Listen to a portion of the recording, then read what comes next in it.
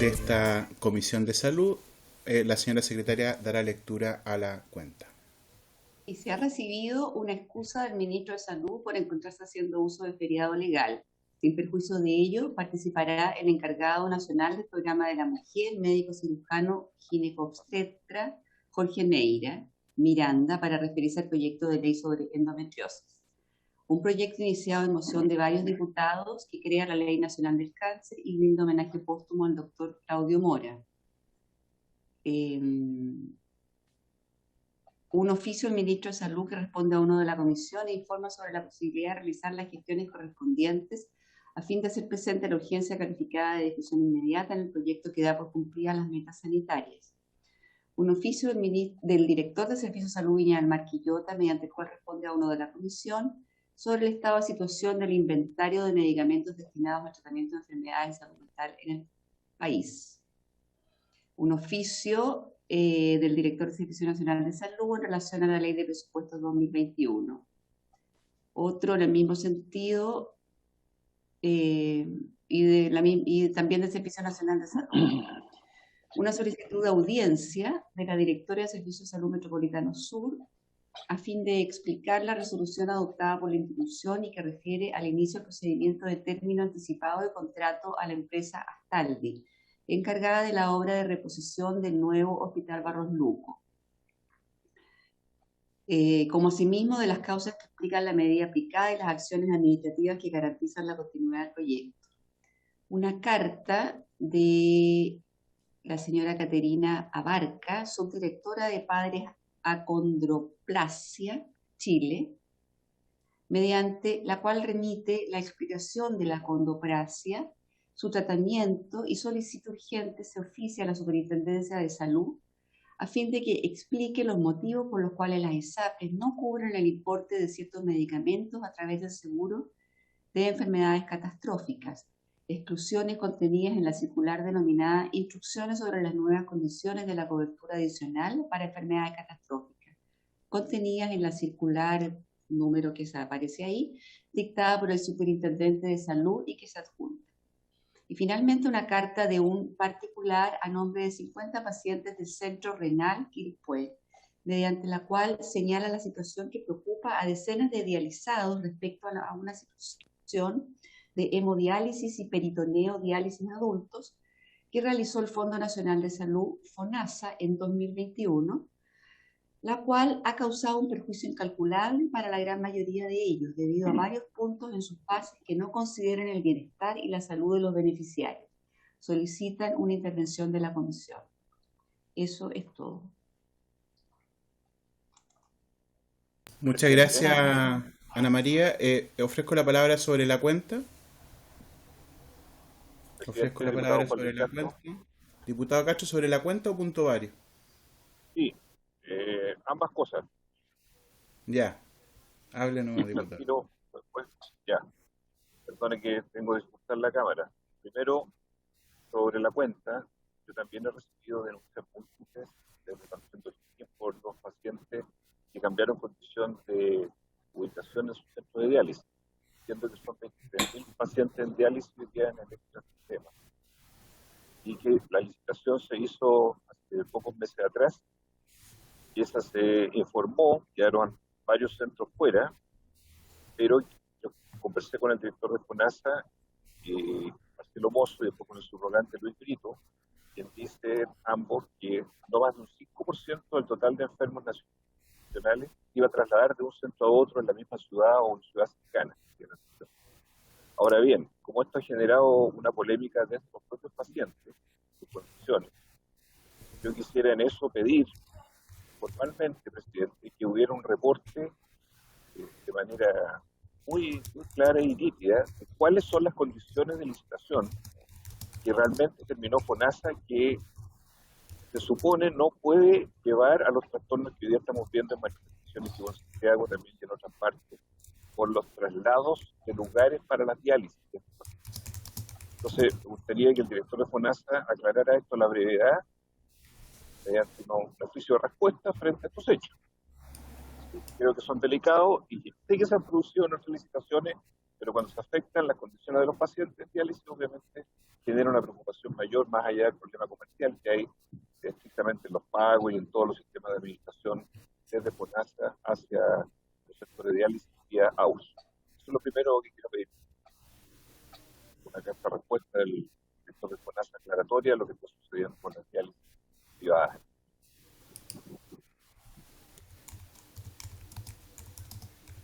Y lo segundo, presidente, se refiere a la venta de el anorexígeno Fentermina, a raíz de un reportaje que salió anoche en Megavisión. Descubrió una situación que creíamos estaba medianamente controlada bajo receta cheque de este producto, que es, no de ahora, sino hace tiempo se ha venido observando en prácticas irregulares, ventas de recetas cheques ilícitas, falsificaciones de licencias, mismo tema, todo en el contexto del, comillas, manejo de la obesidad por parte de algunos inescrupulosos, cierre comillas, médicos en este caso. Entonces, quisiera pedir también desde la subsecretaría, desde el Instituto de Salud Pública, cuál es la situación en este minuto de la venta, comercialización, denuncias y procesos en la justicia ordinaria sometidos a la ley 20.000 desde el Ministerio de Salud por la venta de anorexígenos tipo Fentermina y otros son anorexígenos calificados en receta cheque y que están siendo sometidos a escrutinio público bajo las irregularidades que en determinados casos se están dando. Quisiera saber, mediante oficio, el registro, la actualización, los sistemas de control y de denuncia que han ocurrido respecto a este producto y otros anorexígenos para bajar de peso en las condiciones que se han ido denunciando no solo anoche, sino que en muchas oportunidades en nuestro país. Por favor. Bien, diputado Castro, entiendo que son 2 oficios los que ha solicitado entonces, ¿cierto? Sí. Ya. ¿Habría acuerdo para...? ¿Sí? Voy a pedir el acuerdo entonces. ¿Habría acuerdo para poder enviar los 2 oficios solicitados por el diputado Castro? Bien, así se acuerda, le pediría entonces que le haga llegar los datos con precisión a la señora Ana María Skognic. Muy bien, muchísimas gracias. Ok. Diputado Celis. Gracias, presidente. Presidente, quería explicar y pedir oficio por 2 situaciones que han ocurrido con el Hospital Regional de Temuco.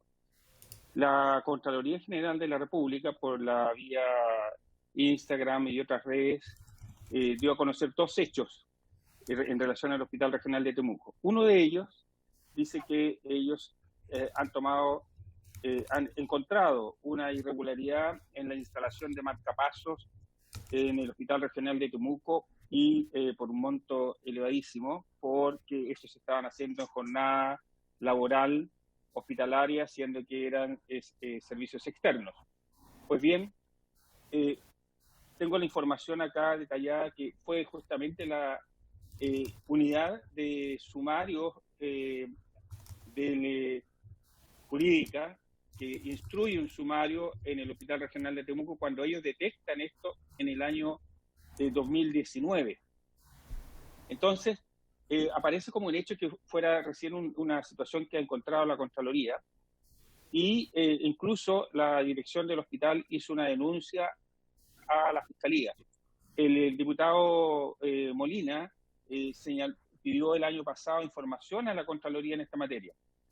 Entonces yo quisiera pedir buscar los mecanismos como el Ministerio de Salud, aquí veo que acaba ingresado Jaime González, nos quiera señalar en qué situación exacta se encuentra esta situación que fue un inicio de denuncia a la Fiscalía y de sumarios desde la dirección del Hospital Regional de Temuco, y la Contraloría lo hace parecer como un hecho nuevo, novedoso, pero en realidad es un hecho antiguo y donde no queda claro cuáles son los cursos de acción que se han seguido.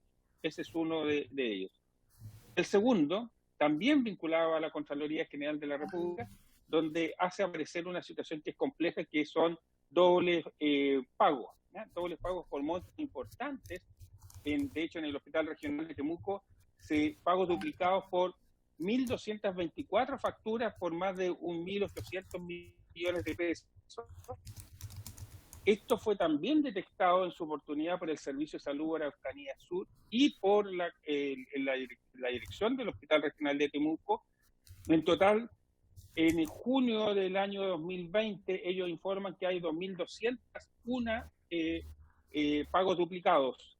Entonces la Contraloría hace aparecer como una situación extraña, pero lo que ocurrió aquí, y aquí viene el punto que quiero hacer, y quiero que el Ministerio de Salud nos dé una explicación sobre aquello, porque lo que ocurre cuando instalan este sistema duplicado, SICFE y pago por tesorería, cuando facturan las empresas, tesorería pagó de modo independiente, sin hablar a el Servicio de Salud Araucanía Sur aquello, y se produjo el pago por duplicado. Por lo tanto, aquí claramente hay un error, una situación donde el Ministerio tiene una parte importante, porque este Ministerio en esta administración que instaló este sistema duplicado de pagos, que lo estaba pagando, este sistema de pago vinculado entre SICFE y la Tesorería General de la República, y ocurrió esta situación. Entonces yo quisiera pedir que nos informaran cuántas veces, porque hay 2.201 facturas, como señalaba recién, en el Hospital Regional de Temuco, por más de 2.200 millones de pesos que se pagaron supuestamente duplicados, y yo quisiera saber cuál es la situación específica que está esto, que surge de una denuncia que hace justamente una situación que detecta el Hospital Regional de Temuco y el Servicio de Salud Araucanía Sur. Hoy día lo da a conocer como un hecho novedoso, pero yo quisiera saber finalmente qué ocurrió con esto en el Servicio de Salud Araucanía Sur y en todo el resto de los servicios de salud. Quisiera que oficiáramos en ese sentido para que nos expliquen en qué situación está esto de los pagos por duplicado. No sé si está claro, presidente, ¿no? Yo creo que sí. Sí. En resumen, entonces, necesita... ¿cuál es la petición concreta, diputado? La información de los oficio pagos de duplicados, oficio de información, exacto. Y que el Ministerio explique cuáles son las medidas que como Ministerio han tomado en relación a este punto de un mecanismo que ellos mismos definieron en su oportunidad. Perfecto. Pero oficio es el instrumento, digamos, después el detalle de los Exacto. ¿Habría acuerdo entonces para el oficio? ¿Habría acuerdo para el oficio? Sí, hay acuerdo, vemos 4 presentes al menos. Solo Ana una María, duda. perdón. El primer oficio sobre el tema de los marcapasos, ¿a quién lo quiere dirigir? Al Ministerio, para que nos explique cuál es la información que ellos tienen. Ahora nosotros no podemos oficiar a la Contraloría, tengo entendido, ¿no? ¿O sí podemos hacerlo? O sea, se puede pedir información, pero... Pudiésemos también pedir información a la Contraloría cuáles son las medidas que se han adoptado en relación a aquello. Bien. Bueno, está acordado lo del el oficio. Después usted con Ana María se ponen de acuerdo. Perfecto. En el detalle. Ya. Bien. ¿Alguna otra palabra sobre puntos varios? Sino para poder entrar a la orden del día, perdón. Bien, si no hay más, entonces vamos a entrar a la orden del día. Recordemos que esta sesión tiene por objeto escuchar a invitados respecto de 2 proyectos de ley. El primero es el proyecto que crea la ley de fibromialgia, boletín 14.746-11, y el segundo el que crea la ley de endometriosis, boletín 14.750-11. Para el primer proyecto se encuentran invitadas la doctora Marianela Ríos Quevedo, médico fisiatra, y la doctora Jimena Neculhueque, jefa del Departamento de Cuidados Paliativos, a fin de concluir su exposición y responder las preguntas fundamentalmente que los parlamentarios puedan haber tenido respecto a la exposición que ya hicieran la sesión anterior, y agradecemos la voluntad que han tenido de poder volver a acompañarnos el día de hoy. Saludo entonces a las doctoras Marianela y Jimena. Bienvenidas. Y la señora Francisca Ronda, presidenta de la Corporación Fibromialgia de la región de Aysén. ¿Les parece si partimos con la exposición de la señora Francisca Ronda y luego vamos viendo las preguntas que se puedan hacer tanto a las doctoras como también a Francisca? Bien, vamos a partir entonces con la exposición de Francisca. Muy bienvenida, Francisca, a la Comisión de Salud, y tiene ahí, ojalá no más de 10 minutos para la exposición para que podamos seguir avanzando en el proyecto. Muchas gracias. Buenos días, señor presidente, honorables del Congreso. Muchas gracias por la oportunidad de poder exponer como región. Mi nombre es Francisca Ronda, presidenta de la Corporación Fibromialgia Aysén. y queremos aprovechar este espacio y estos minutos para poder explicar un poco el aislamiento que nosotros tenemos como zona extrema. En este proyecto de ley, si bien se abarca todas las regiones, nosotros nos sentimos un poco abandonados, ya que generalmente es como que Chile llegara hasta Puerto Montt y se pega un tremendo salto a Punta Arenas, y Puerto Aysén está tan invisibilizado como la misma enfermedad fibromialgia.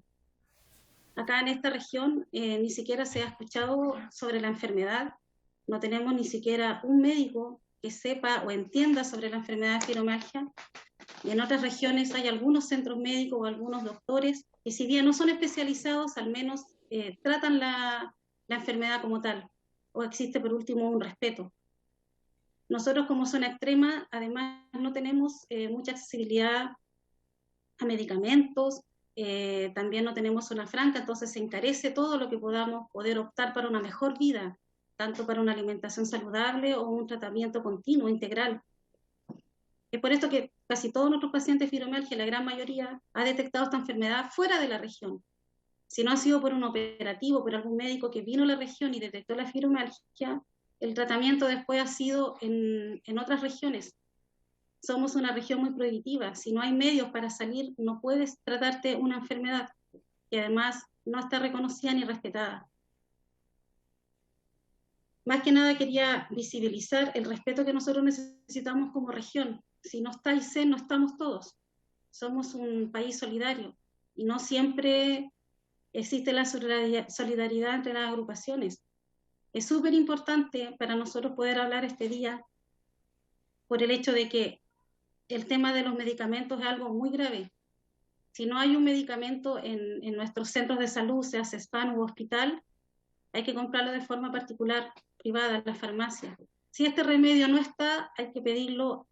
Si estamos en Puerto Aysén, hay que pedirlo a la capital regional, que es Coyhaique. Si no está ahí, se manda a pedir a Puerto Montt, Punta Arenas o Santiago. Entonces no puede haber un tratamiento continuo.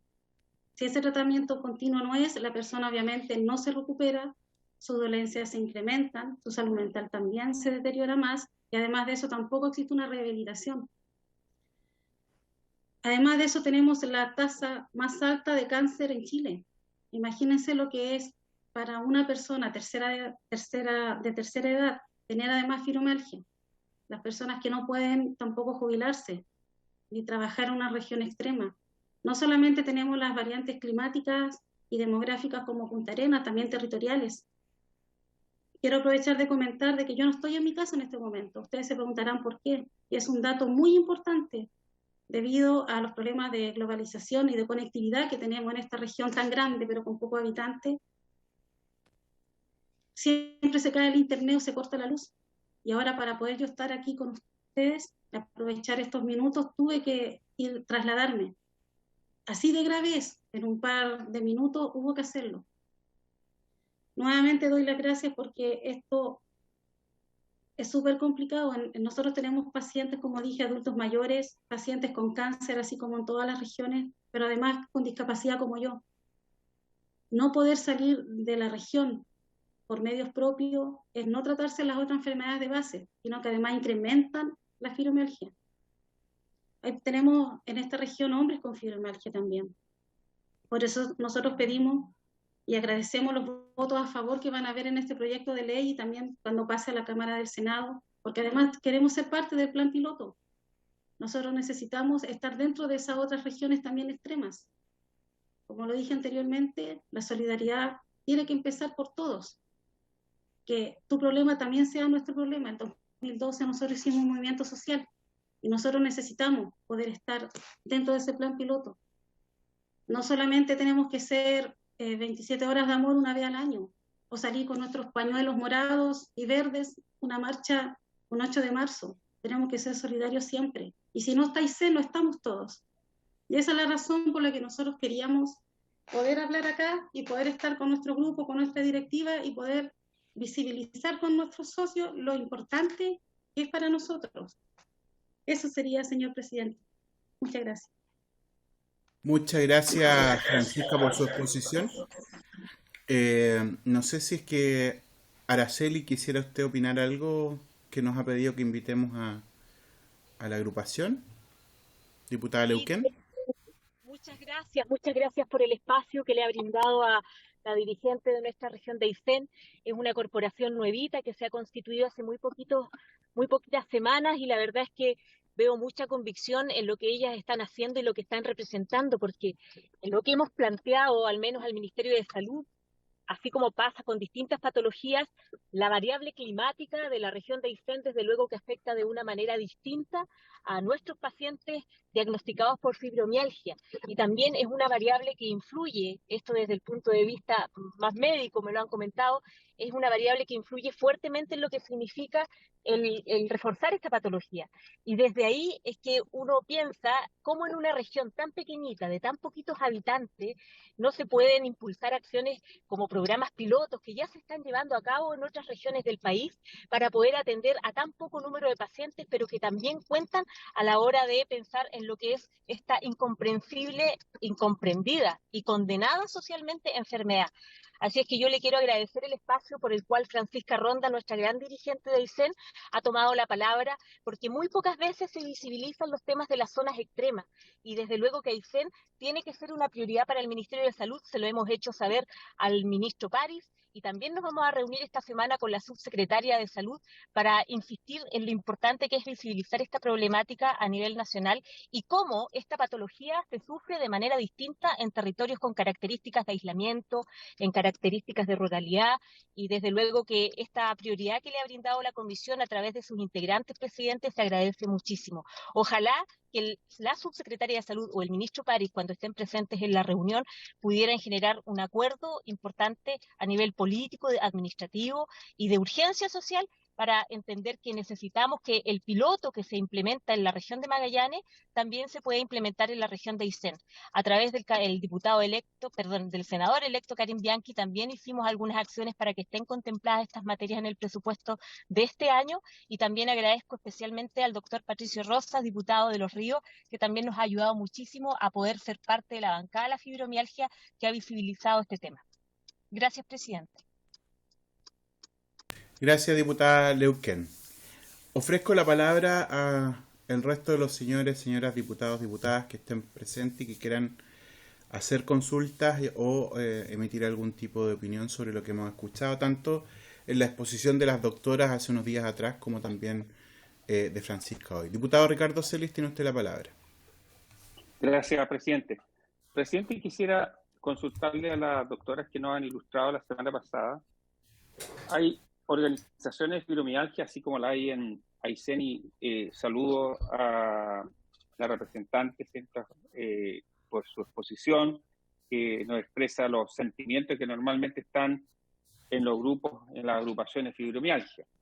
Quisiera preguntarle, ¿qué opinión tiene sobre la instalación de centros de rehabilitación física que tenga como objetivo el tratamiento de pacientes con fibromialgia? No sé si en la exposición ha aparecido este tema, pero hay muchas agrupaciones que han conversado conmigo, que ellas estiman que debieran instalarse centros de rehabilitación física en centros, a lo menos uno por región o más de uno por región, para justamente el tratamiento de pacientes que están padeciendo de fibromialgia. Gracias, presidente. Ok. ¿Alguien más? Presidente, yo. Sí, diputado Andrés Celis. Sí, presidente, yo quise hacer una pregunta que a lo mejor no es tan atingente a la discusión en sí, pero sí me gustaría para efectos del proyecto de ley. ¿La fibromialgia es hereditaria o no? Eso es lo que me gustaría saber, y una duda que siempre yo he tenido, como no se le trata como una enfermedad, me gustaría saber, según los expertos, si es hereditaria o no. Eso, presidente, gracias. Gracias, diputado Andrés Celis.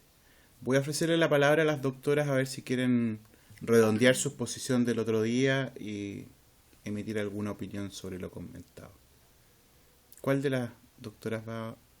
Marianela. Buenos días. Muy buenos días. Buenos días, señor presidente. Buenos días a todos. Bueno, agradecemos nuevamente la invitación.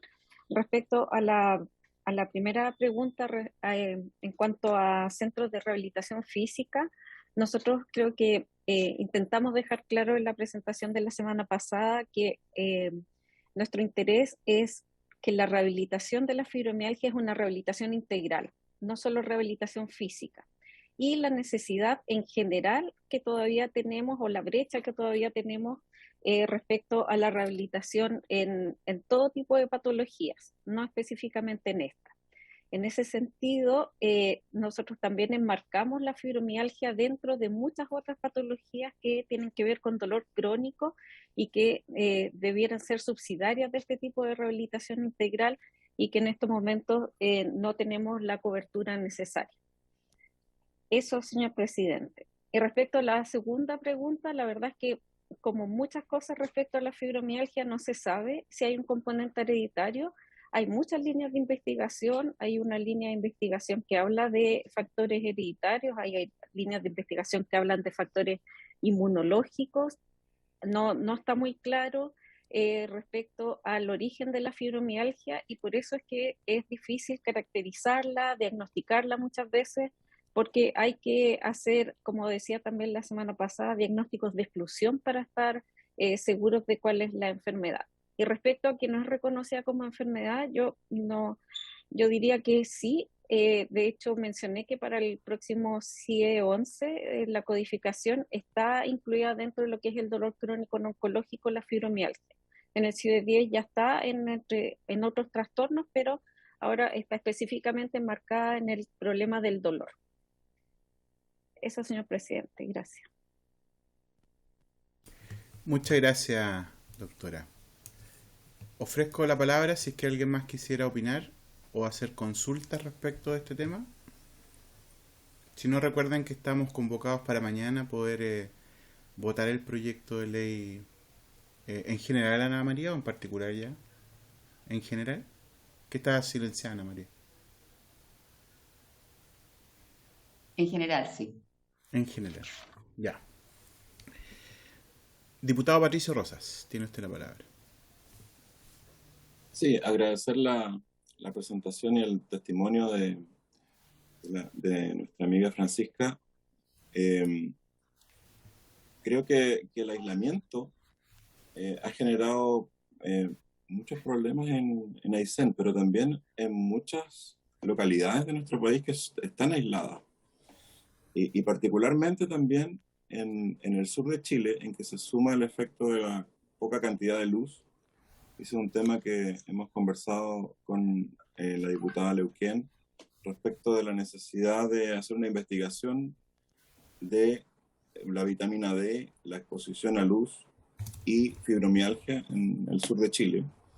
Y mi pregunta era justamente para las personas que expusieron la semana pasada, ¿cuál es su visión respecto a la vitamina D, la iluminación, la cantidad de luz y la prevalencia de fibromialgia? Y la segunda pregunta es respecto a los medicamentos. Ya se mencionó que en el próximo CIE 11 la fibromialgia va a estar dentro de las patologías de dolor crónico no oncológico, pero también hay ciertos protocolos ya que se manejan a nivel internacional de los equipos que llevaron esta patología ahí al CIE 11 respecto de los medicamentos necesarios. Entonces, eso me gustaría que profundizaran, porque hoy día el arsenal terapéutico que tienen los hospitales para esta patología es bastante bajo y no está incorporada tampoco en las patologías de alivio del dolor, entonces no tiene acceso a eso. Gracias. Gracias, diputado Rosas. Antes de la respuesta, doctora, yo también quisiera hacer una consulta, porque hace unos días atrás tuvimos la exposición de otros médicos que vinieron acompañando a la agrupación o la Federación de Pacientes con Fibromialgia, bracitos de algodón se llaman, creo, sí. Y los médicos planteaban ese día respecto del diagnóstico, si era de exclusión o no. Yo entiendo que existe también la tesis de que hoy día no debiera ser un diagnóstico de exclusión, sino que también puede ser a partir de síntomas específicos que se pueda diagnosticar. Entonces, ahí me gustaría saber cuál es la posición que tienen ustedes y cuál realmente debiera ser la la forma, porque si efectivamente va a existir un protocolo que permita poder dar cuenta de el diagnóstico de esta enfermedad que pudiera tener algún grado de cobertura, es importante tener claro cuál va a ser más o menos el criterio que se va a utilizar para llegar a dicho diagnóstico. Eso. No sé si puedo responder las dos preguntas, doctora. Sí, señor presidente, gracias. A ver, primero respecto a lo de la vitamina D, bueno, en nuestro modelo que yo les comenté también que nosotros hemos propendido a que se haga una atención del manejo del dolor crónico no oncológico, comenzando en la atención primaria. Dentro de todo el modelo también se incluyen las intervenciones nutricionales y se incluye el tema de la adecuada suplementación de vitamina D si es que es necesaria o si es que se pueda desde los alimentos y con el sol, ¿cierto? Y sí debería medirse no solo para la fibromialgia, sino para otras condiciones de salud que condicionan dolor crónico. Está visto de que es importante la adecuada suplementación, o sea, mantener los niveles adecuados de vitamina D, y la exposición al sol es necesaria para ello. En cuanto al arsenal farmacológico, también nosotros tenemos en esta misma propuesta de manejos, empezando en la atención primaria, incluido, yo les mencionaba que la propuesta está basada en la evidencia científica, tal como decía el diputado, y en ese sentido hay medicamentos que están bastante probados desde el punto de vista de su efectividad como coadyuvante, porque de todos modos hay que tener claro que la farmacología es un coadyuvante en el tratamiento de la fibromialgia. Y nosotros tenemos incluido esto, necesitamos que sea autorizado y que sea incluido en la atención primaria este protocolo. La doctora Nicole Hueque me parece que iba a contestar lo último.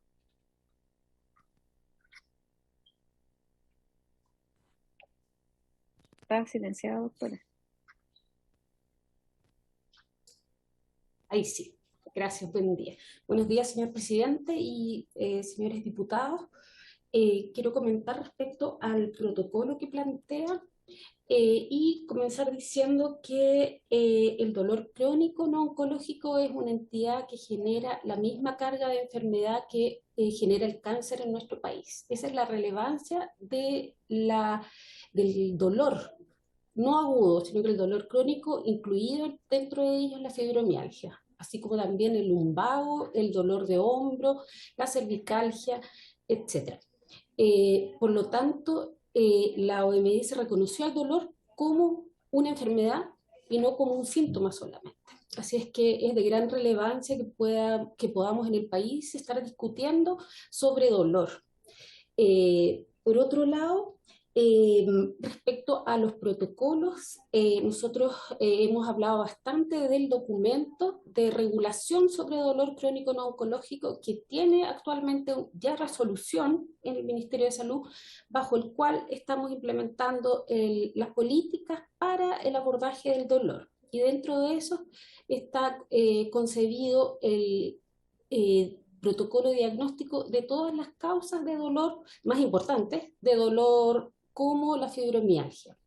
Este documento, no recuerdo si hemos compartido con ustedes, pero debiéramos hacerlo, si no, para que puedan, y también con las agrupaciones, bueno, ha sido difundido, pero tal vez no ha llegado a todas las agrupaciones, donde se menciona todos los pasos para llegar a un adecuado diagnóstico, lo principal, a un oportuno diagnóstico y a dar el tratamiento que es más allá de medicamentos, pero sin duda los medicamentos son fundamentales y por tanto necesitamos tener desde atención primaria la aprobación de un arsenal terapéutico que permita ampliar a fármacos que hoy día no tenemos incorporados y continuar en este tratamiento que incluye más allá de los fármacos todo el tratamiento físico que es la rehabilitación, tanto psicológica como física, y como mencionaba la doctora Ríos, es que tenemos nosotros salas de rehabilitación aproximadamente en el 52% de los centros de salud, por tanto también tenemos ahí una necesidad de seguir creciendo.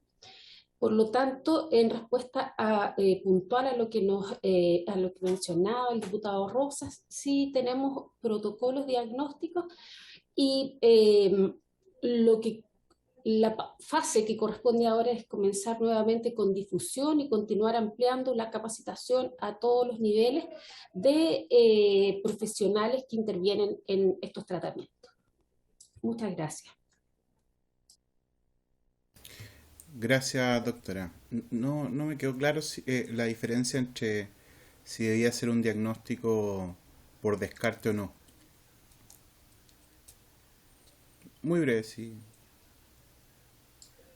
A ver, siempre se habla de que es un diagnóstico por exclusión, porque hay algunos síntomas que se comparten con otras condiciones de salud, como la artritis reumatoidea, por ejemplo. Sí, esta rigidez matinal de las articulaciones se comparte como síntoma con la artritis reumatoidea y la fibromialgia, por ejemplo, para no alargarme. Por lo tanto, es relevante descartar ciertas patologías que tienen tratamiento específico y así llegar al diagnóstico de fibromialgia para poder darle también el tratamiento integral que corresponde. Ok, gracias, doctora. Bien, ¿hay alguna otra consulta más entonces?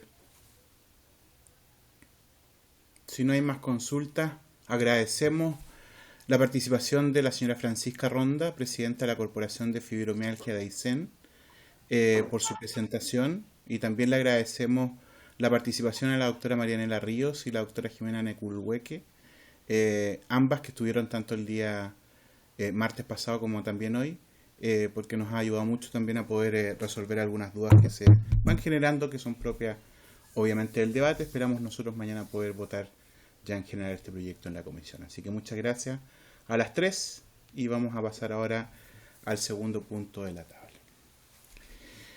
Bien, el segundo punto implica iniciar el estudio del proyecto de ley que crea la ley de endometriosis, boletín 14.750-11.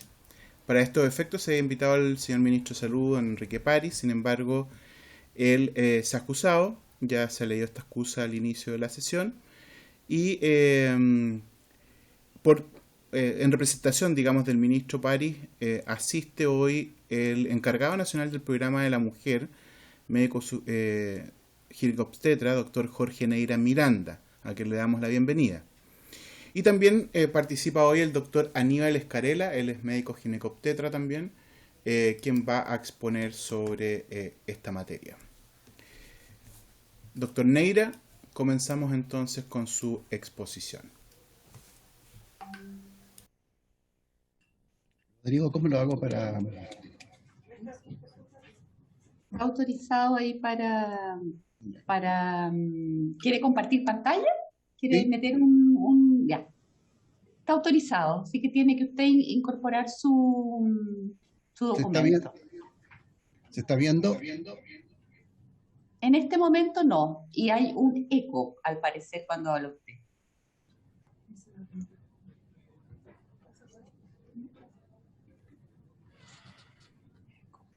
¿Usted mandó el documento a la secretaría?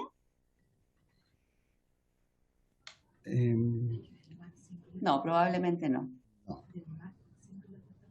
Después le voy a pedir que por favor lo manden a la secretaría y así lo vamos a incorporar en todos los documentos de la sesión, por favor. Ahí se está viendo. Excelente. Muy buenos días. Agradezco a la Comisión de Salud de la Cámara de Diputados por la invitación, en especial al presidente, para hablar de este tema tan complejo que es la endometriosis, que se apoya en dos pilares fundamentales, el dolor crónico y la infertilidad, siendo el dolor crónico prácticamente en el 100% de los afectados y la infertilidad en una fracción de esto. El objeto de esta ley, nosotros la compartimos, estamos absolutamente de acuerdo con el espíritu de la ley, ya que tiene un impacto biopsicosocial en la población, afectando la salud sexual y reproductiva. Estamos en absoluta sintonía con el corazón, con el centro de esta ley para empezar. En el artículo 2 del proyecto de ley se habla de los derechos y por supuesto que abogamos por el diagnóstico temprano y oportuno de la enfermedad en la red de centros de atención primaria, pública y también privada, entregando atención integral, físico, psíquico y social. Pero en el numeral 4 aparece una complejidad que es el Estado debería apoyar tratamientos de criopreservación de ovocitos. Quiero recordar que por el origen de esta ley en el Poder Legislativo no viene con recursos asociados, así que se parte con una gran brecha de presupuesto en este sentido que hay que ir solucionando en el tiempo. Respecto al artículo 3, que trata definición y clasificación. ¿Debe estar esto en la ley? Me pregunto yo, ya que las clasificaciones en medicina van cambiando y esto va a significar dejar obsoleta la ley.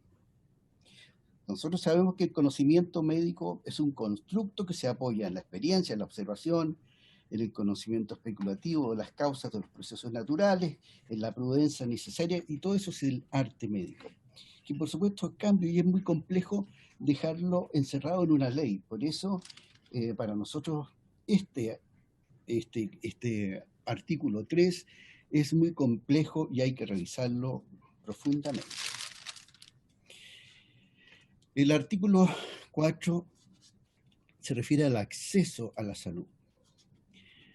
Propender el acceso universal al sistema previsional de salud de todas las personas con endometriosis, tanto en instituciones de salud previsional como en el Fondo Nacional de Salud, es un beneficio. Por acá yo les quiero recordar que en la atención primaria no tenemos médicos para resolver las consultas ginecológicas. Es la matrona la que pesquisa con mirada preventiva y deriva a los centros de especialidad. Por lo tanto, aquí se genera una importante brecha que el Estado tiene que ver cómo asegura el financiamiento progresivo para llegar a ese ideal de esta enfermedad, que es el diagnóstico precoz y oportuno. Acá se plantean en relación a los centros de alta complejidad tres cosas que hay que reflexionar: la derivación de los pacientes, la criopreservación de ovocitos nuevamente, y un reglamento para articular los centros de alta complejidad. Todo esto se tiene que reflexionar porque el reglamento aquí serviría para algo muy acotado. El artículo 6 tiene referencia a los protocolos y guías médicas. Y establece que el documento normativo, el artículo 6, establece que debe ser una guía de práctica clínica, que es mucho más acotado que el documento que estamos trabajando en el Ministerio, que es una orientación técnica, con un enfoque práctico para aplicarse en la red de salud, con un cuerpo de conocimientos que permite el adecuado enfrentamiento clínico integral. Aquí están los 14 capítulos, dentro de los cuales el doctor Ricardo Celi fue uno de los precursores hace 2 años atrás, y han participado 46 expertos, tanto de la red público-privado, de la academia y de las sociedades científicas, liderados por 2 médicos, el doctor Aníbal Escarela, que va a exponer después, y el doctor Ignacio Miranda. Aquí tenemos todos los 46 expertos, que representan además todo el país, que están participando en este documento, que ya está prácticamente concluido en el tercer borrador hasta el capítulo 13. El capítulo 14, que tiene que ver con un aspecto de redes, es el que se está, ahora que ya están listos los capítulos, terminando de afinar. Pero es un documento que está, yo diría, en un 95% listo y con un enfoque práctico muy útil para la red asistencial. El artículo 7 promueve la participación del Consejo Consultivo y la participación ciudadana. Y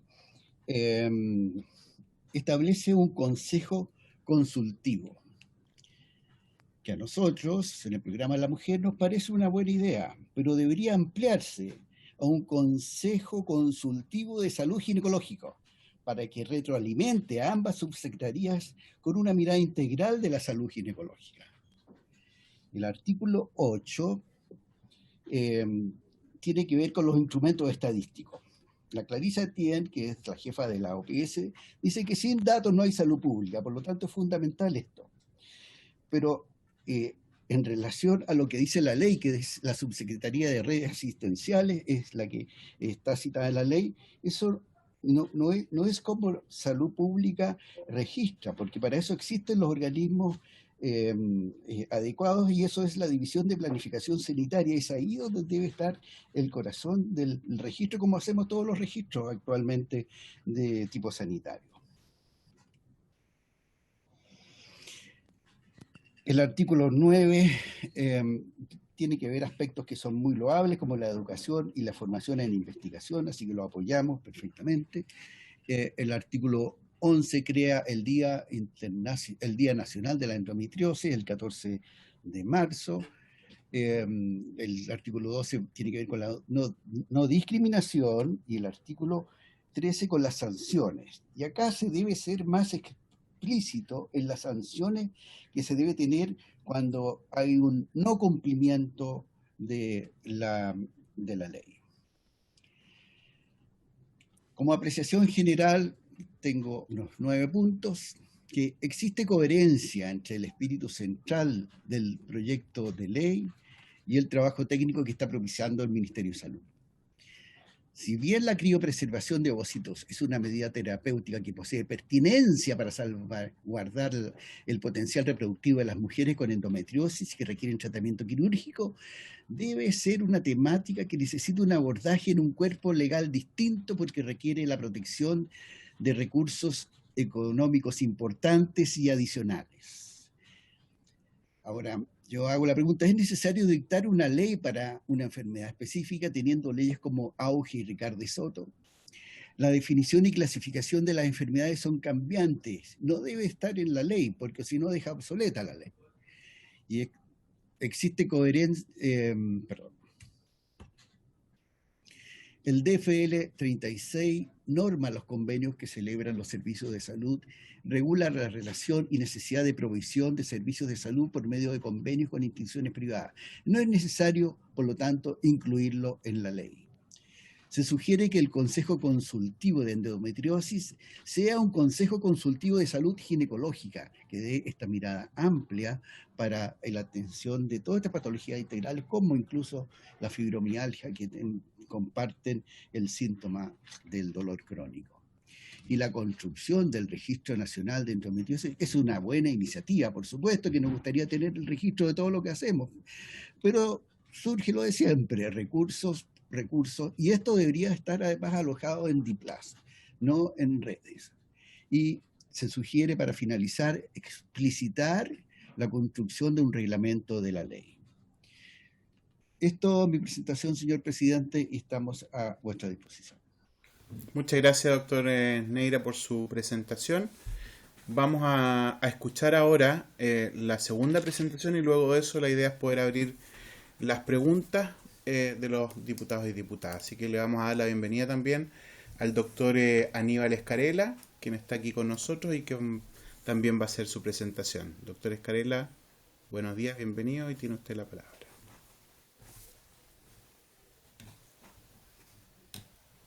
¿Cómo está, señor presidente? Distinguidos parlamentarios, diputadas, diputados, señores miembros de la comisión del Ministerio también, con quienes hemos estado trabajando. Tengo problemas para compartir mi presentación, no sé por qué. Parece que estuvimos en la misma... Esta. Sí. Bueno, tal vez no voy a poder compartir porque no... Sí. Si usted quiere, se la manda a la comisión y la comisión la comparte. Bueno. Saludcam@congreso.cl. Y Silvia, ¿tú ahí la puedes compartir? No hay problema.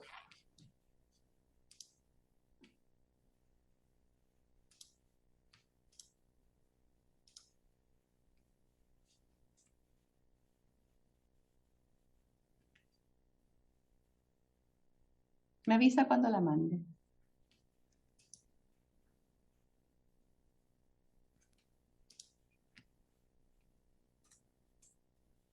Salud Cam de cámara, digamos, Cam con N final.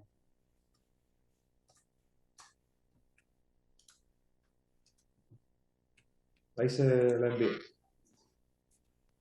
¿Te llegó, Silvia?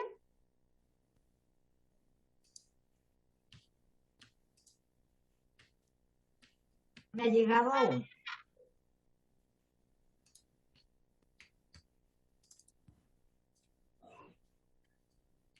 Ahí me sale que fue enviada. No sé si me pueden confirmar. Sí, no ha llegado aún, pero a veces se Ya demora. me llegó. Me llegó.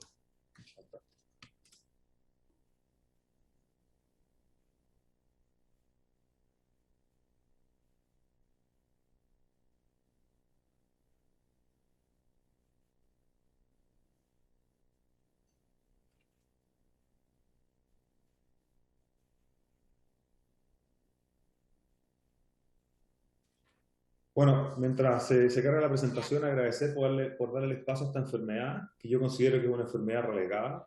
Vamos a hablar un poco de la epidemiología de la enfermedad.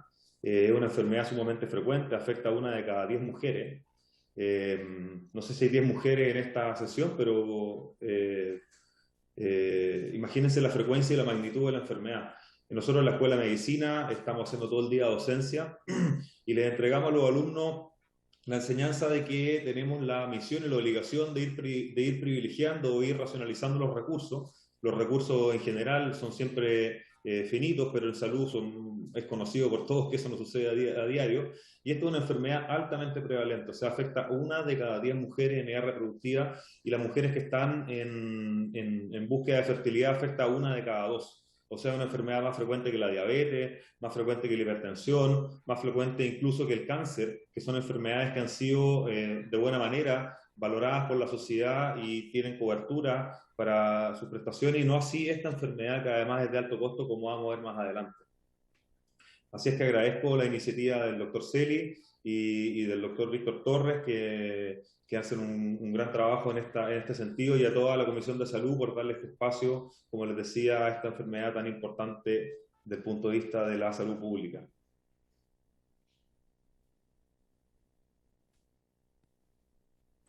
A ver, lo voy a interrumpir un segundo. Le cuento que tampoco podemos abrir nosotros la presentación. Vamos a ver si se puede solucionar y se abre mientras usted va exponiendo. Yo voy a ir exponiendo sin presentar, porque son conceptos relativamente fáciles de transmitir verbalmente.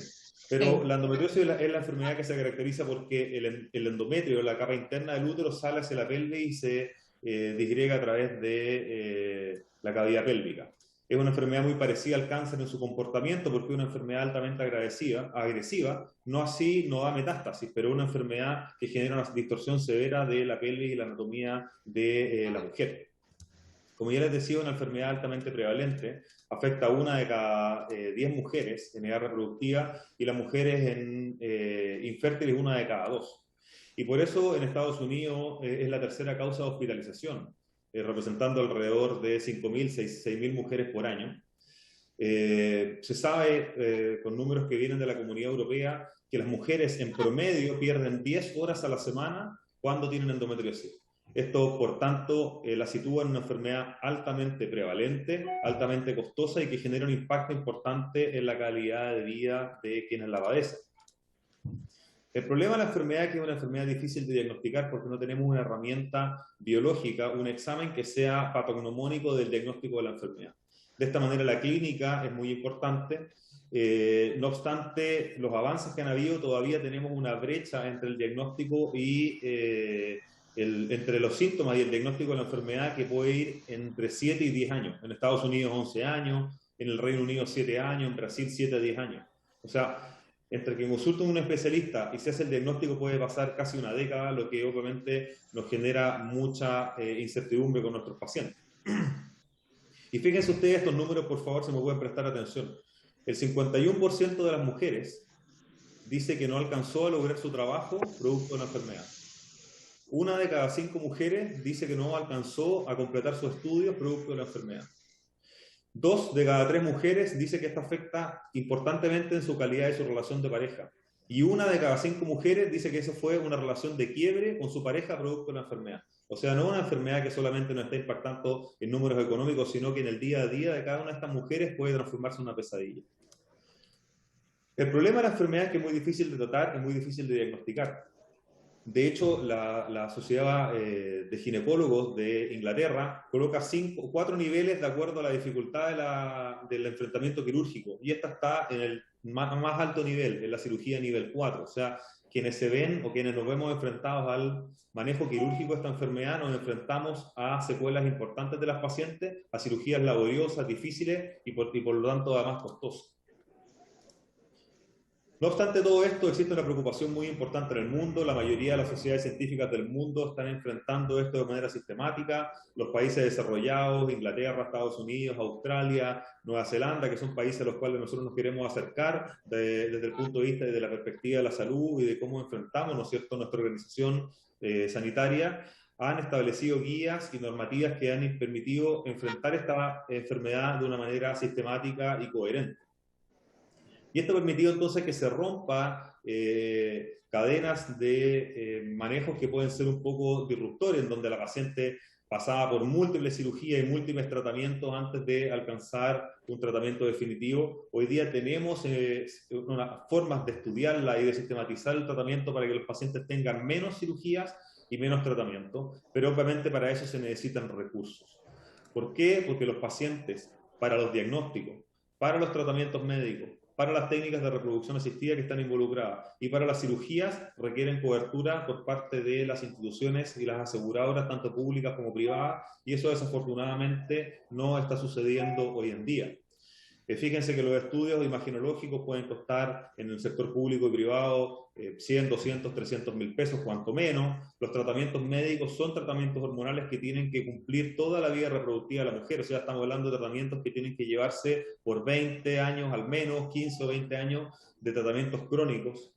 Las técnicas de reproducción asistida, a las cuales muchas veces las pacientes tienen que someterse para lograr tener hijos, también son tratamientos costosos, estamos hablando de 5, 6, 10 millones de pesos, y las cirugías también requieren cobertura e insumos que son sumamente costosos. Nosotros hemos valorado, hemos hecho un trabajo con FONASA para tratar de darles cobertura, que desafortunadamente ese trabajo no se ha cumplido aún, pero hoy día incluso para los hospitales resulta ser una enfermedad deficitaria porque no existe una codificación que le permita darle sustento económico a las pacientes que se atienden en los sistemas públicos de salud. Y tampoco existe un código, una cobertura para los sistemas privados de salud. Y por lo tanto, hoy día están las pacientes en una incertidumbre no solamente en el diagnóstico, en la cobertura y en el respaldo que le da a la sociedad a esta enfermedad, sino que también están en un vacío muy importante en cuanto a la cobertura económica que le entregan las instituciones de salud públicas y privadas a los pacientes. No tenemos que olvidar que el centro de nuestros pacientes está, el centro de nuestro quehacer está el paciente, y esta es una enfermedad que presenta muchos desafíos porque por un lado tienen que estar los ginecólogos, pero también cirujanos, enfermeras, matronas, coloproctólogo, urólogo, especialista en salud mental, kinesiólogo, fisiatra, pero también tenemos, y aquí agradezco el espacio que nos están dando, tenemos que permear más allá de la sociedad y tenemos que llegar entonces a lo que son la opinión pública y que está representado hoy día por la FUCHEN, que ha hecho un gran trabajo en este sentido, la comunidad científica, hoy día tenemos a la Sociedad Chilena de Obstetricia y Ginecología, a quien yo y el doctor Miranda representamos, pero también a la Sociedad de Medicina Reproductiva y otras sociedades que han ido cogiendo esta enfermedad con mucho más fuerza. Y agradecemos también que el Ministerio nos haya dado un espacio y a ustedes como comisión esperemos que con toda esta inercia se logre generar una inflexión para los miles de mujeres o cientos de miles de mujeres que padecen esta enfermedad todos los días y que seguro van a valorar cuando se genere un cambio en este sentido. Así es que, sin más que decir, hago eco del trabajo que estamos haciendo con el doctor Jorge Neira, en donde estamos generando una orientación técnica para darle respaldo del punto de vista de la sistematización de los procesos a las pacientes con endometriosis. Esperamos que este llegue a buen puerto y sea aprobado exitosamente en el mes que viene. Y esperamos también que esta comisión y la futura comisiones de salud sigan dándole la importancia que tiene esta enfermedad y le den, ojalá, un respaldo económico a las pacientes para que se tengan que abocar únicamente al manejo de esta enfermedad terrible y no tengan que también estar peleando por darle un respaldo económico y social a esta enfermedad tan dolorosa. Muchas gracias. Muchas gracias, doctor Escarela. El doctor Víctor Torres debió salir un momento, así que me ha pedido que lo reemplace en la conducción de la comisión. Así es que quiero agradecerle a los doctores Neira, Escarela, Miranda, ¿cierto?, que están acá. Y quería dejarle la palabra, antes de pasar a extenderla a los diputadas y diputados, a don Jaime González, si es que tiene alguna observación o algo que señalar. Don Jaime.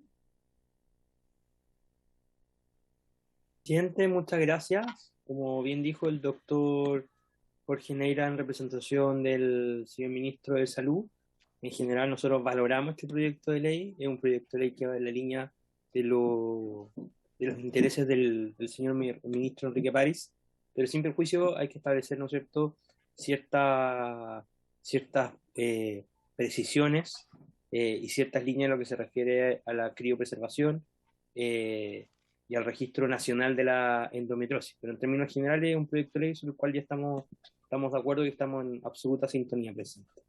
Muchas gracias. Muchas gracias. Ofrezco la palabra si es que algún diputado o diputada quiere referirse. Diputado Rosa o diputado Castro. Yo también, ¿no? por acá. ¿Sí? Por acá, ¿Quién? Perdón. por acá, ¿Quién diputado por acá? Andrés Celis. Andrés, Sí. perdona. Adelante, diputado. Gracias, diputado. Sí, por su intermedio, presidente, primero señalar que, escuchando al doctor Neira, si bien recuerdo su apellido, me pareció que fue bastante crítico con el proyecto de ley. Me pareció. Puede ser una falsa percepción mía. Y sobre todo cuando dijo que era poco lo que se podía hacer si este venía sin financiamiento. Y solamente recordar que viene sin financiamiento porque es una moción parlamentaria, ¿ah? No es un proyecto del Ejecutivo. Y para que tenga financiamiento tiene que ser patrocinado por el Ejecutivo. O bien debió haber sido un mensaje del Ejecutivo, así que si el Ejecutivo quisiese sumarse, podría perfectamente complementarse con financiamiento. Entonces, de despejar ese punto, que sería sumamente interesante que el Ejecutivo pudiese complementarlo con financiamiento. Lo otro, respecto a lo que señalaba el doctor Escarela, saludarlo por su intermedio también. Los Escarelas son sumamente conocidos en Viña del Mar, así que aprovechar de saludar a la abuela del doctor Escarela, me voy a permitir esa pequeña licencia. Preguntarle al doctor Escarela cuáles son los síntomas de esta enfermedad y cuándo es necesario operar en relación a esta enfermedad, y cómo lo hacen las personas que padecen esta enfermedad en el sistema público. Porque si ya en el sistema privado esto ya no tiene código, me imagino el drama que deben vivir las personas que no tienen la posibilidad de recurrir al sistema privado. Entonces, preguntarle cuáles son los síntomas y cuándo se debe operar. Eso, presidente, gracias. Gracias. Sí, ofrecía la palabra. Si algún otro diputado quiere intervenir. ¿Ninguno? Yo quisiera... José Miguel, ¿va a hacer alguna consulta? No, me quedó la duda.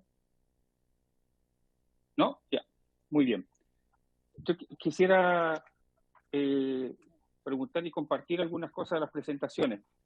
creo que el doctor Neira tiene razón cuando se refiere a la clasificación. Comparto aquello que la definición debe estar, pero la clasificación parece que redunda en una ley. Comparto lo que ha señalado.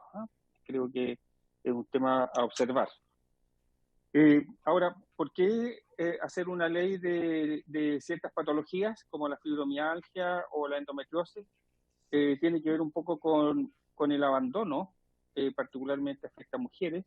La endometriosis tiene una prevalencia alta y hay un nivel de abandono. Y hay un tema que es muy importante a mi entender, y me voy a permitir extenderme aquí porque creo que es un poco la motivación que lleva a abordar esto. Uno, que muchas pacientes, por la dificultad diagnóstica que ha señalado el doctor Escarela, no son diagnosticadas a tiempo, y por eso yo creo que sí deben haber centros de referencia, justamente para que no ocurra esto, que las pacientes son tratadas de forma errónea, en forma reiterada, y finalmente costos que ello implica, tanto para la salud de la persona como para el sistema, son altísimos. Entonces yo creo que el establecer centros de referencia parece una cuestión importante. Y el segundo elemento, que como muy bien se ha señalado acá, que tiene que ver con el aspecto de fertilidad, yo creo que asegurar el tema de criopreservación es una cuestión particularmente relevante, importante, y que asigna en un proyecto de ley una característica, le da una característica especial. Creo que justamente allí es donde hay que colocar los esfuerzos. Por eso justamente hacer una ley, para colocar esfuerzos especiales, adicionales, y por eso, como muy bien lo decía el diputado Andrés Celis, como esta es una moción, los verbos usados están siendo usados para permitir justamente que este proyecto de ley pueda ser una moción parlamentaria y no un proyecto ejecutivo. Entonces quisiera allí señalar aquello. Y decían que si el tema de orientaciones técnicas también parece una cuestión razonable, y si hacer un consejo consultivo de salud ginecológica parece una cuestión valiosísima. Tal vez hay que mirarlo en ese sentido, pero allí quisiera yo preguntarle tal vez a los doctores Carela y Miranda, que está acá presente, quienes han estado trabajando con el Ministerio, si tal vez debiera haber este consejo consultivo, a su entender, debiese ser de endometriosis o de patología, o más bien más integral, como de salud ginecológica. Quizás allí pudiera haber una cuestión importante. Y sobre el rol de las matronas, también creo que a lo mejor pudiera explayarse un poquito más ahí el doctor Neira, en lo que tiene que ver con la atención primaria. Yo comparto lo que él dice, que allí el primer punto, tal vez a lo mejor él quisiera hacer alguna precisión en relación a aquello, ¿no? ¿Cuál sería ahí el rol de la matrona en la atención primaria en lo que tiene que ver fundamentalmente con el diagnóstico de derivación? Tal vez la guía, la orientación técnica que están desarrollando lo contempla de buen modo, no lo sé. Entonces quisiera preguntarle allí, preguntarle en ese sentido. Doctor Neira, a lo mejor le dejo la palabra a usted y después al doctor Escarela.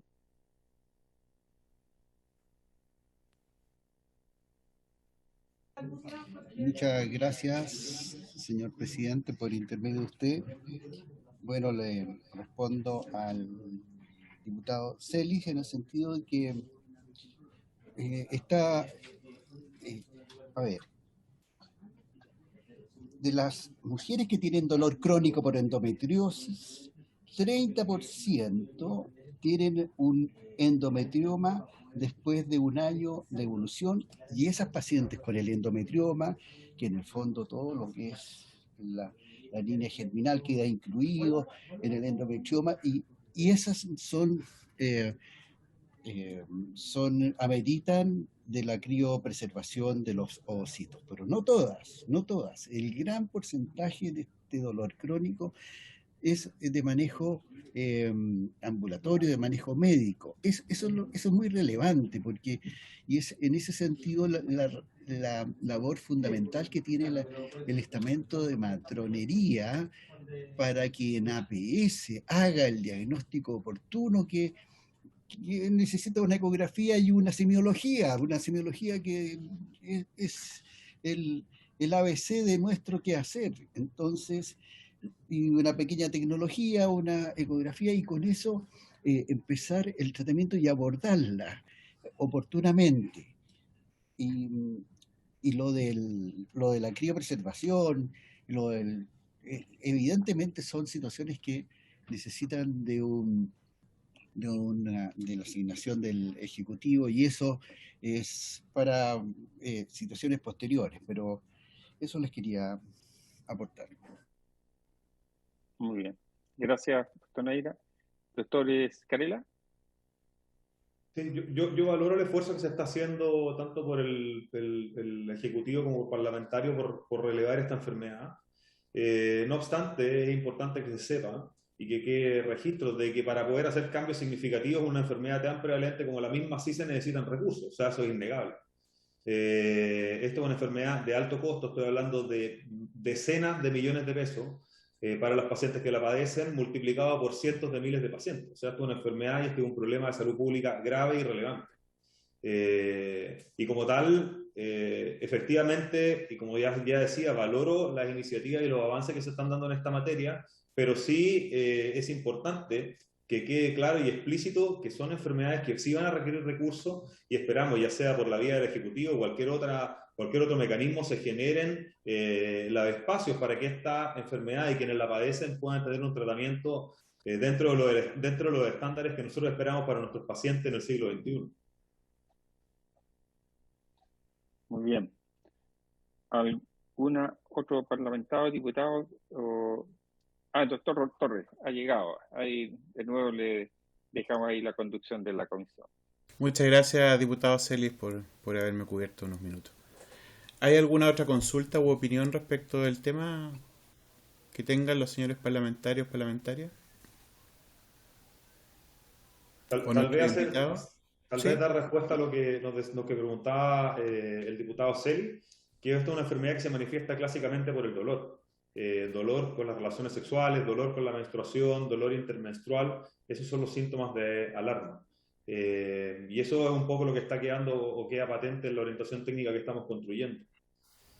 Tal como la fibromialgia, una enfermedad invalidante que altera severamente la calidad de vida de las pacientes, y el dolor es el síntoma cardinal. Ok, muchas gracias, doctor Escarela. ¿Quién más? Sí, no, presidente, yo, Andrés Celis. Diputado Andrés Celis, tiene usted la palabra. Preguntarle por su intermedio. Sí, perdón. Sí, preguntarle por su intermedio al doctor Escarela, y de las que padecen esta enfermedad, ¿cada cuántas requieren intervenciones quirúrgicas? ¿Cada cuántas hay que operar? Eso, gracias, diputado Andrés Celis. ¿Hay alguna otra pregunta? Doctor Escarela, ¿puede usted contestar? El 80% de los pacientes van a responder al tratamiento médico. No obstante, el tratamiento médico muchas veces es un tratamiento paliativo hasta que la paciente tenga que intervenirse. Y en promedio, 1 de cada 2 pacientes aproximadamente va a requerir una cirugía. Bien. Gracias. Queda claro. Bien, si no hay más preguntas entonces, o doctor Celio, ¿usted quiere opinar algo? Yo quería agradecer el trabajo que yo sé que ha estado haciendo el doctor Neira, el ministerio. Lo nombro a él, digamos, en representación de todo el equipo que él dirige, al doctor Miranda, al doctor Escarela, la Sociedad Chilena de Obstetricia y Ginecología, en una enfermedad de alta prevalencia y que tiene impacto sanitario muy grande en las mujeres. Las mujeres deambulan con esta enfermedad largo tiempo, con muchos dolores, y cada vez se van complicando más. Entonces, parece muy oportuno, a mi entender, por eso justamente, ojalá que podamos votar en general pronto esto. Yo he recogido las observaciones que ha hecho el doctor Neira, algunas de ellas las comparto, otras no, pero me parece interesante lo que él ha señalado, al igual que don Jaime González, y creo que estamos en condiciones de poder votar esto pronto en general y hacer las indicaciones que nos ha sugerido el doctor Neira y el doctor Escarela. Y otros quienes quisieran. Muchas gracias, presidente. No va a haber más invitados entonces, entiendo, doctor Celio. Recuerde usted, diputado, que una vez votado en general es bien difícil poder, salvo para temas puntuales, tener más invitados. Entonces, si no van a haber más invitados, yo sugiero que mañana tomemos la decisión de colocar el día que se vote en general este proyecto de ley. Gracias. Bien, agradezco entonces las presentaciones tanto del doctor Neira como del doctor Escarela. La idea es poder avanzar lo más posible, ojalá poder despachar a la sala este proyecto de ley dentro de las sesiones que quedan, no son muchas, pero si logramos avanzar rápidamente en un acuerdo, sobre todo en las indicaciones, eso va a ser importante, porque la votación en general lo más probable es que pase rápido, pero en el caso de la votación en particular, va a depender mucho del nivel de acuerdo que tengan las indicaciones, cuán rápido pueda tramitarse el proyecto de ley, así que yo les pediría que puedan ojalá hacer un trabajo en ese sentido para que podamos despacharlo antes de que llegue el receso, digamos, de febrero. Agradezco entonces la participación, doctor Neira, doctor Escarela, cordialmente invitados para cuando sigamos la tramitación de este proyecto de ley, si así lo estiman, sobre todo en la discusión en particular, sería muy bueno poder ir contando con la opinión de ustedes y con el apoyo que nos puedan ir entregando desde el punto de vista técnico. Así es que agradezco y por haberse cumplido el objeto de la sesión, esta se levanta. Muchas gracias.